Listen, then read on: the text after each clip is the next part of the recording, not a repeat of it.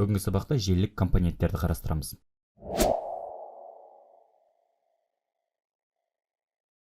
Жалпы желілік компоненттердің барлығын желілік түйін деп те атасақ болады. Желілік түйін компьютер, ұялы телефон, ноутбук немесе коммутатор, бағдарлауыш және де тағы да басқа сол сияқты арнайы желілік құрылғылар болуы мүмкін. Бұл жерде түйін терминін қолдануда желінің байланыс сымдарын тор деп қарастырсақ, осы сымдар жалғанып тұрған барлық құрылғы түйін қызметін атқара алады. Желіні құру үшін не желілерді жалғау үшін арналған кең қолданыстағы желілік компоненттер ол модем, роутер, кабель, network interface controller, wireless access point, hub және де switch. Желіде бұл құрылғылардың қызметі әртүрлі. Осылардың әрқайсысына жеке-жеке тоқталып өтейік. Модем қашықтағы компьютерлермен байланыс үшін немесе компьютерді телефон желісіне жалғау үшін қолданылады. Модем модуляция не демодуляция тудыратын құрылғы. Модуляция цифрлық сигналдарды аналог сигналдарға түрлендіру, демодуляция аналог сигналдарды цифрлық сигналдарға түрлендіру. Модемдер сыртқы және ішкі болады. Ішкі модем аналог плата ұясына қойылады. Сыртқы модем жеке құрылғы түрінде компьютердің тізбектік портына қосылады. Келесі роутер, бағдарлауыш, маршрутизатор. Желілік топология негізінде және белгілі бір ережелерді басшылыққа ала отырып, желінің құрамдас бөліктеріне желілік деңгейдегі пакеттерді жіберу туралы шешім қабылдайтын желілік құрылғы. Олар архитектурасы мен хаттамалары сай келмейтін түрлі типтегі желілерді біріктіру үшін қолданылады. Бағдарлауыш жергілікті желі мен интернет желісі арасындағы байланыс қызметін орнатуға адрестерді аудару функцияларын жүзеге асырады. Қазіргі кезде көптеген интернет провайдерлар өз тұтынушыларына роутер және модем қызметін атқара алатын бір ғана физикалық құрылғы ұсынады. Олар негізінен әртүрлі технологиялар. Барлық модемдер роутер қызметін атқара алмайды, және барлық роутерлар модем қызметін атқара алмайды. Сізге интернетке қосыла алу үшін осы екі технологияларды қолдану қажет. Құрылғыларды бір-біріне қосудың екі әдісі бар: сымды және сымсыз. Құрылғыларды сым арқылы қосу үшін бізде таңдау өте көп. Қолданыстағы ең танымал кабельдер есулі қосақталған витаяпары, коаксиальды кабель және де оптикалық талшық. Бұл кабельдер түріне де жеке-жеке тоқталып өтейік.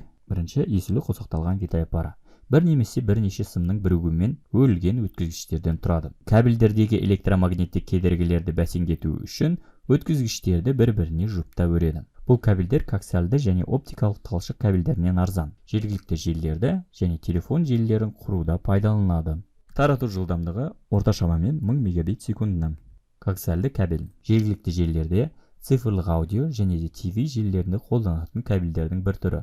Ол мыстан жасалған екі өткізгіштен тұрады. Есулі қосақталған кабельдерге қарағанда әртүрлі кедергілерге төзімді және оптикалық талшық кабеліне қарағанда арзан. Байланысқа қабілетті ұзындығы бірнеше километрге дейін жетеді.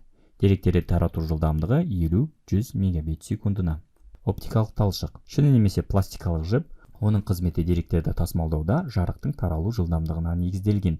Алыспен байланыс жасау үшін оптикалық талшықпен байланысқан желі қолданылады. Негізгі ерекшеліктері: сигналдар жоғалмайды. Бөтендер сигнал тарату жолына рұқсатсыз қосыла алмайды. Деректерді тасымалдау жылдамдығы жоғары, шамамен 3 гигабит секундына.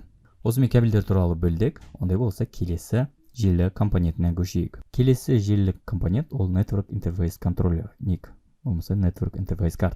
NIC құрылғысы арқылы компьютер желіге қосыла алады. Бұл құрылғы сымды және сымсыз байланысты желімен LAN жергілікті және WAN дүниежүзілік желіге қосылуға мүмкіндік береді. Бұл құрылғы аналог тақшаға орнатылады. Келесі компонент wireless access point, WAP. Бұл құрылғы арқылы сымсыз жергілікті желі құруға болады. Wireless local array network. Ол кабель арқылы роутер, хаб не switch құрылғыларына қосылып, сымсыз қосылу Wi-Fi сигналын белгілі аумаққа таратады. Мысалы, мектептегі қабылдау бөліміне Wi-Fi қажет болған жағдайда WAP құрылғысын қолдануға болады. Wi-Fi тарату аймағы шектеулі, сондықтан көптеген организациялар бірнеше WAP құрылғысын қолданады. Келесі құрылғы хаб. Бірнеше құрылғыны желіге қосады. Жұмыс алгоритмі қарапайым, алған сигналды өзіне қосылған құрылғылардың барлығына жібереді. Бұл желідегі керексіз ақпараттың пайда болуына алып келеді. Бұл аппараттық құрылғы. Мұнда программалық жасақтама болмайды. Хаб бағдарлауыштарға қарағанда ақпарат тасымалдауы баяу болып келеді. Коммутатор switch бірнеше сегментті біріктіруге арналған құрылғы. Қосылатын компьютерлер санының өсуіне байланысты желінің өткізгіштік қасиеті төмендейді. Коммутатор арқылы жіберілген деректер басқа қолға түспей алушыға тікелей барады. Коммутатор құрылғысы коммутациялық кесте сақталатын қауымдастырылған жад деп те аталады. Өткізгіштік қабілеті 100 мегабит секундына, тіпті 1000 мегабит секундға дейін жетеді. Жүздеген және мыңдаған тораптарды біріктіретін үлкен есептеуіш желі құру үшін коммутатор көпір қолданылады. Switch құрылғыларында программалық жасақтама болады, оны өзгертуге және өңдеуге болады. Коммутатор бағдарлауышқа қарағанда өздігінен интернетке қосылмайды. Және кей жағдайларда коммутаторды қолданған кезде концентратор құрылғысы да пайдаланылады. Видеоны соңына дейін көрсеңіз, келесі сұраққа оңай жауап бере алуыңыз керек. Компьютерлік желі құру не желіге қосылу үшін қандай аппараттық компоненттер қажет? Сонымен, осы аппараттық құрылғыларының әрқайсысын ерекше құрылғылар ретінде ұсынғанымызға қарамастан, көптеген заманауи желілік құрылғылар бірнеше мақсатқа қызмет етеді. Егер сіз үйіңізде интернетке қосатын құрылғыға қарасаңыз, ол келесі функциялары бар жалғыз құрылғы болуы мүмкін.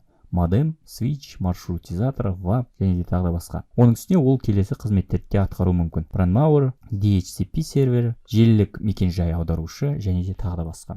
Міне осылай біз желілік компоненттердің барлығын қарастырдық.